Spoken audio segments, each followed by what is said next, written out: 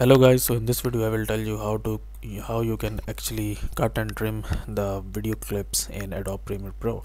So the first method is actually when you will actually select your clip here, and when you go to the end of the clip you will see this red option here. You can select the clip and then drag to the left, and then from the start you can select the clip and drag to the right. So that's the one method, okay, but this is not good method because by using this method we can only trim from the start and from the end.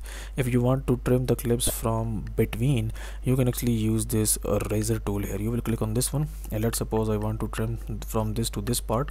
I will make a cut here, then I will make a cut here, and then I will select this clip, right click and ripple delete. So that's how you can actually cut and trim the clips in Adobe Premiere Pro. So guys, if you find this video useful, kindly like this video and subscribe to my channel, and I will see you in the next video.